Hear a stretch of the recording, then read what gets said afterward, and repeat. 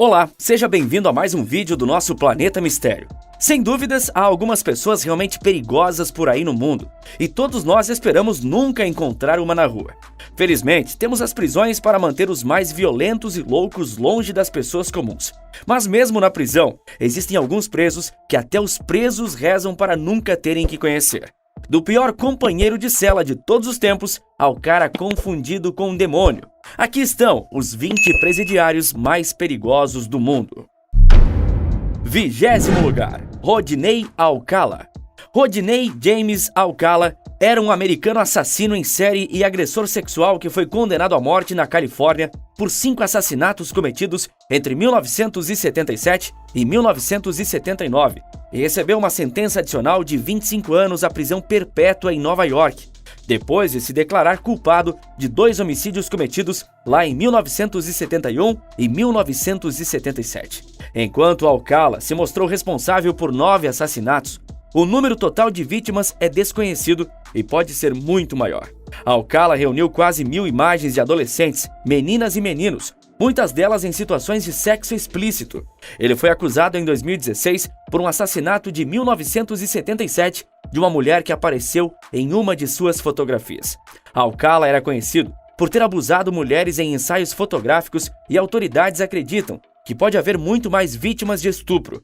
Promotores disseram que Alcala brincava com suas vítimas estrangulando-as até desmaiar e depois esperando até que recuperasse a consciência. Às vezes, repetia o procedimento várias vezes antes de matá-los. Alcala foi comparado a Ted Bundy por um policial que o caracterizou como uma máquina de matar por causa de sua participação no programa de televisão Jogo do Namoro, no meio de sua onda de assassinatos em 1978. Alcala foi apelidado de assassino do Jogo do Namoro. 19º lugar, J. Junior Sigler. J. Junior Sigler, um prisioneiro acusado de assalto à mão armada a uma famosa instituição correcional, projetou um esquema de fuga da prisão com a ajuda de sua mãe, Sandra Sigler, e alguns de seus amigos em seu 8º ano de prisão de 20 anos. 3 de seus amigos esmagaram o veículo através das 4 paredes da prisão em plena luz do dia, seguido por um carro dirigido por sua mãe. Após sua fuga bem-sucedida, trocaram de automóvel em um shopping próximo. Quando perceberam que estavam sendo seguidos, Jay foi morto na tentativa de fugir, quando o automóvel que ele estava dirigindo colidiu com um veículo que se aproximava. 18º lugar, Jason Barnum. Um policial de Ancoragem foi baleado e morto por um cara apelidado de Eyeball, por causa de uma tatuagem que escureceu a área branca do olho direito, e no Tribunal Superior, Jason Eyeball Barnum foi condenado a 22 anos de prisão. De acordo com relatos, o homem de 30 anos se declarou culpado na tentativa de homicídio e crime de porte de arma de fogo. A polícia estava investigando assaltos a residências e roubos de automóveis quando o incidente ocorreu. Jason abriu fogo de um banheiro quando os policiais estavam examinando um motel em 2012. 2 policiais revidaram atingindo Jason no braço, mas um deles ficou ferido. Jason posteriormente foi reconhecido por conduzir roubos e assaltos para apoiar sua dependência à heroína. O departamento de polícia depôs no tribunal a favor de uma punição pesada e ele foi condenado. Jason Barnum decidiu há muito tempo que sua vida era sobre ser hostil com as pessoas, que adicionou à cabeça tatuagens de caveiras que até chamaram a atenção do juiz. Esse sim é um cara que, se você olhar para ele, você pode estar correndo perigo. 17º lugar, Dennis Rader ou BTK. Dennis Rader é um assassino em série nos Estados Unidos, que atende pelo apelido BTK. O estrangulador BTK, ou o BTK assassino, que matou 10 pessoas no Kansas entre 1974 e 1991 e enviou cartas insultuosas à polícia e jornalistas detalhando seus assassinatos, um verdadeiro psicopata. Ele começou a enviar cartas em 2004, após um intervalo de 10 anos que levou à sua prisão em 2005 e posteriormente à confissão de culpa. Ele está cumprindo 10 prisões perpétuas seguidas por matar membros da família, Otaro, além de mais 11 vítimas. Os restos mortais dos 3 filhos mais velhos da família, Charlie, Danny e Carmen, que estavam na escola no momento dos assassinatos, foram descobertos depois. BTK assassinou mais 3 mulheres entre a primavera de 1974 e o inverno de 1977. Em 25 de fevereiro de 2005, Dennis foi apreendido enquanto dirigia próximo de sua casa. Ele foi acusado de cometer 10 assassinatos em 28 de fevereiro de 2005. A imprensa associada relatou logo após a prisão do invasor que uma fonte não identificada disse que ele confessou mais mortes além daqueles aos quais ele esteve ligado. 16º lugar, Thomas Silverstein. Thomas Edward Silverstein foi um criminoso americano que passou os 42 anos de sua vida na prisão depois de ser condenado por 4 assassinatos enquanto cumpria uma pena por assalto à mão armada. Silverstein passou os últimos 36 anos de sua vida em confinamento solitário na penitenciária de Illinois pelo assassinato de um agente penitenciário. Ele foi caracterizado pelos funcionários da prisão como um assassino implacável e foi até ex-comandante do grupo prisional da Irmandade Ariana, contra as condições degradantes dentro do sistema prisional, que, de acordo com Silverstein, foram um dos fatores nos 3 assassinatos que ele cometeu na penitenciária federal. No Colorado, foi mantido em uma cela especialmente projetada para ele, e no momento de sua morte, ele foi o prisioneiro de confinamento solitário mais antigo da prisão. Muitos guardas da prisão se recusavam a falar com Silverstein, com nenhum tipo de contato humano, e de acordo com Silverstein, isso foi efetivamente um tipo de tortura. Um funcionário do departamento penitenciário disse que quando um preso mata um guarda, ele deve ser punido, mas como não podem executá-lo, então tornam a vida dele o mais difícil possível. Caso contrário, outros presos também começariam a matar os guardas. 15º lugar, Mary Mallon. Mary Mallon foi uma chefe americana nascida na Irlanda, que infectou entre 51 e 122 pessoas com febre tifoide. As infecções resultaram em 3 mortes verificadas e até 50 não confirmadas. Ela foi a primeira pessoa nos Estados Unidos a ser diagnosticada como portadora assintomática de Salmonella typhi, uma bactéria muito perigosa. Ela perseverou trabalhando como cozinheira, infectando outras pessoas no processo. Ela foi presa 2 vezes pelas autoridades nas últimas 2 décadas de sua vida. Mary morreu depois de quase 30 anos em confinamento solitário. Ela foi a primeira pessoa a ser identificada como portadora assintomática da febre tifoide.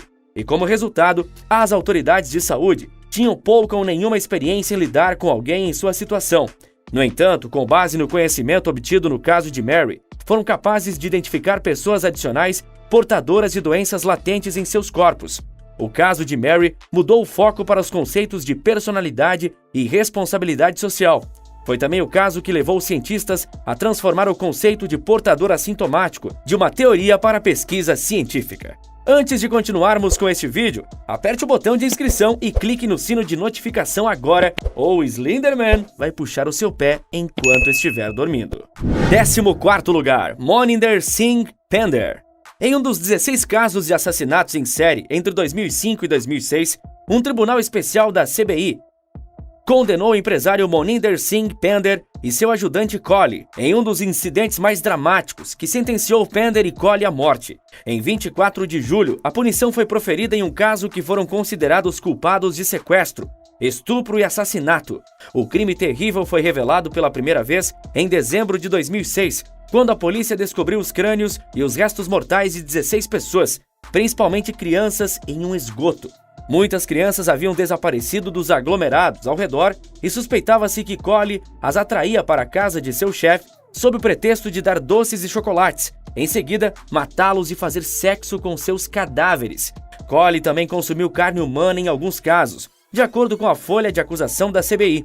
16 dos 19 casos, Pender e Collie foram acusados, enquanto 3 foram encerrados devido à falta de provas. A maioria das vítimas eram meninas e os casos restantes ainda estão em vários estágios de acusação.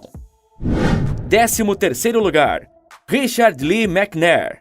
Richard Lee McNair, um assassino condenado que não só escapou da prisão, mas também convenceu um policial de que ele não era um fugitivo, e sim um inofensivo corredor. McNair foi considerado culpado em 1987 de assassinar Jerry Tice, que o havia interrompido enquanto ele estava cometendo um roubo.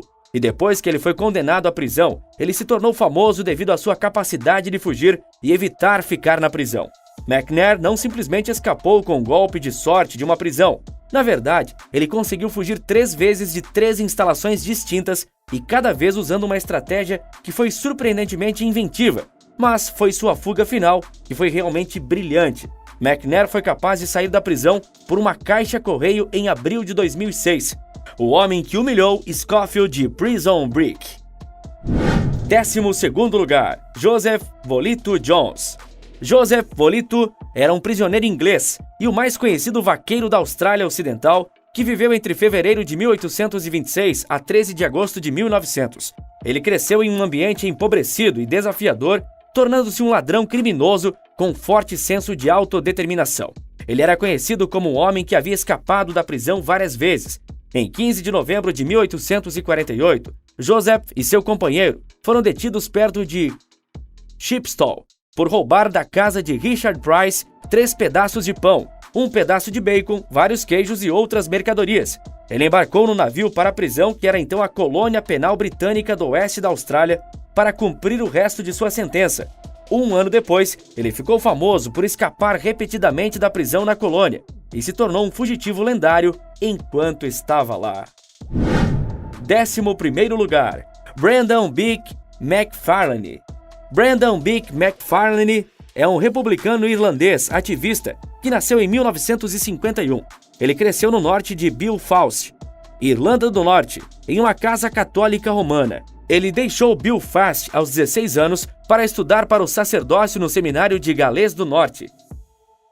McFarlane foi condenado à prisão perpétua em 1976 pelo ataque a um bar que matou 5 pessoas, 3 homens e 2 mulheres, e feriu outras 60 em 13 de agosto de 1975. Em 1978, McFarlane disfarçou-se de padre e tentou escapar da prisão. Por tentar fugir, sua categoria especial foi revogada. Quando descobriu isso, ele se juntou ao sujo protesto nos blocos H da prisão durante a greve de fome irlandesa de 1981 e foi oficial provisório que liderou a fuga da prisão de 38 republicanos em 1983, que resultou na morte de um oficial. 15 homens foram detidos perto da prisão, 4 foram detidos mais tarde naquele dia. 16 escaparam, mas depois de alguns dias foram capturados e 3 nunca mais foram vistos. 10º lugar, Eileen Wuornos. Richard Mallory, David Spears, Charles Kirkcaldy, Peter Sims, Troy Burris, Charles Humphreys e Walter Antônio estavam entre as pessoas encontradas mortas ao longo da Estrada do Norte e Centro da Flórida entre dezembro de 1989 e setembro de 1990. Itens pertencentes a Richard e Walter foram penhorados e, através de impressões digitais deixadas nos carros da loja de penhores, as identidades foram rastreadas até Eileen Wuornos. Wuornos admitiu os assassinatos dos 6 homens, alegando que ela foi apanhada pelos caras enquanto trabalhava como prostituta na estrada e atirou em legítima defesa quando eles tentaram abusá-la sexualmente. Depois de um julgamento com o júri no condado, Wuornos foi considerada culpada do assassinato dos homens e condenada à morte. Durante o julgamento, o Estado foi autorizado a apresentar prova de envolvimento em muitos assassinatos anteriores, o que a levou ao corredor da morte. Wuornos prometeu não contestar a morte dos outros 15 homens e recebeu a pena de morte em cada instância. Mas assim parece que apenas uma pena de morte provavelmente seria suficiente. Wuornos e seu advogado venderam os direitos para fazerem um filme de sua história. Isso apenas 2 semanas depois de seu encarceramento. O caso gerou uma série de romances e até mesmo uma ópera sobre a primeira assassina em série da América. O pai de Wuornos era um abusador de crianças e psicopata que cometeu suicídio na prisão em 1969. Wuornos tinha 14 anos quando engravidou, abandonou a escola, fugiu de casa e começou a viajar e a se prostituir logo depois. Wuornos teve uma condenação anterior por assalto à mão armada em 1982 e agora é infame em todo o mundo graças ao filme de Hollywood. 9º lugar, Jamie Osuna. Em 2019, as notícias vieram de um incidente horrível na prisão estadual de Corcoran, na Califórnia, quando um prisioneiro, Jamie Osuna, torturou e decapitou um companheiro de cela. Mas esta não é a primeira vez que Osuna ganhou as manchetes. Ele foi preso em 2011 pelo assassinato de Yvette Pena, uma mãe de 37 anos de 6 filhos. Osuna acabou se declarando culpado em 2017 para evitar a pena de morte após uma batalha legal de 6 anos. Jamie Osuna é um assassino condenado que também admitiu ser um satanista. A vida de Jamie sempre foi trágica desde que ele era uma criança. Ele tinha um padrasto que costumava atormentá-lo quando jovem e, de acordo com registros policiais, quando ele tinha 5 anos de idade, Seu padrasto o acorrentou a uma árvore e o chicoteou. E quando ele era ainda mais jovem, seu tio arremessou um tijolo em sua cabeça. Uma infância bem caótica. Osuna foi preso em agosto de 2010 por ferir sua esposa e foi condenado a 9 meses de prisão. No entanto, ele foi libertado em liberdade condicional e junto à sua esposa também tiveram seu primeiro filho em agosto de 2010. Alguns afirmam que esse é o condenado mais perigoso da história e o pior colega de cela para se ter. Jaime Osuna matou seu companheiro de cela Luiz Romero e o torturou de uma maneira muito cruel. Ele cortou Romero com uma lâmina de barbear, depois começou cortando um de seus dedos e depois seus olhos. Então ele tirou os pulmões de Romero e cortou partes de sua caixa torácica. Depois de desfigurar e dissecar Romero, seu ato final foi cortar sua cabeça e seu rosto em ambos os lados dos lábios, dando-lhe a aparência de um sorriso largo. Quando os guardas foram verificar, encontraram Osuna usando um colar que era feito de partes do corpo de Romero. 8º lugar, Pascal Paillet. Pascal Paillet é um notório criminoso francês conhecido por suas audaciosas fugas de prisão através de helicópteros roubados. Em 1997, ele foi condenado a 30 anos de prisão por um assassinato cometido durante um assalto a um caminhão de segurança. Paillet nasceu em Montpellier, França, e cresceu em Lyon, antes de estabelecer em Marsella, e foi condenado por agressão agravada em 1988 e conspiração em 1993. Ele estava envolvido em um ataque a um carro blindado do Banco da França em 20 de novembro de 1997, durante o qual um guarda foi assassinado. Ele escapou de uma prisão no departamento francês em 12 de outubro de 2001, a bordo de um helicóptero sequestrado ao lado de Frédéric Impoko, seu parceiro. Paillet foi condenado a 30 anos de prisão por assassinato no carro blindado de 1997 e depois de ter escapado, ele foi capturado novamente. Paillet foi um dos presos mais cuidadosamente monitorados da França e ele nunca foi mantido na mesma prisão por mais de 6 meses após sua fuga. 7º lugar, Jerry Brudos. Entre 1968 e 1969, Jerry Brudos assassinou pelo menos 4 mulheres em Oregon, depois de brincar com sapatos de salto-agulha em um ferro velho próximo quando apenas era um jovem. Brudos desenvolveu um fetiche por sapatos femininos. Ele supostamente tentou tirar os tênis de sua professora da primeira série. Brudos também alegou ter desejo por roupas íntimas femininas, alegando ter roubado roupas íntimas das vizinhas. Brudos espancou e estrangulou 4 jovens entre 1968 e 1969 e tentou agredir mais. Um pescador descobriu os restos mortais de 2 mulheres no rio da cidade em maio de 1969. A polícia questionou os estudantes em um campus universitário vizinho sobre caras estranhos. Uma estudante os levou a Brudos, que a chamou várias vezes para sair, que felizmente ela o recusou. Brudos tinha pilhas de catálogos de sapatos femininos em sua cela. Enquanto estava detido, ele o solicitou por escrito a grandes corporações, alegando que eram seu substituto para pornografia. Brudos morreu de câncer de fígado na prisão em 28 de março de 2006. Ele foi o preso mais antigo no departamento de Oregon no momento de sua morte. Um total de 37 anos, de 1969 a 2006. 6º lugar, John Wayne Gacy. John Wayne Gacy foi um serial killer americano que estuprou, torturou e matou pelo menos 33 jovens e meninos entre 17 de março de 1972 e 10 de maio de 1994. Gacy costumava atuar com um pogo, o palhaço, em hospitais infantis e eventos filantrópicos que ele criou. Devido aos seus deveres como palhaço antes da revelação de seus assassinatos, ele ficou conhecido como palhaço assassino, e todos os assassinatos de Gacy ocorreram em sua casa de campo perto de Norwich, uma aldeia em Chicago, Illinois.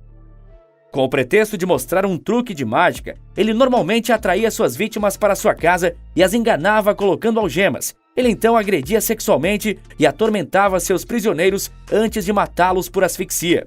26 vítimas foram enterradas em sua casa, 3 ou mais enterrados em outro lugar em sua propriedade e 4 jogados no rio. Em 1968, Gacy foi considerado culpado de sodomizar um menino em Iowa e foi condenado a 10 anos de prisão, mas só passou 18 meses. Após o divórcio de sua segunda esposa em 1976, ele assassinou pelo menos mais 30 pessoas. Ele assassinou sua primeira vítima em 1972, 2 vezes mais até o final de 1975 e pelo menos mais 30 até o final de 1976. Gacy foi preso em 21 de dezembro de 1978, após um inquérito sobre o desaparecimento de um jovem.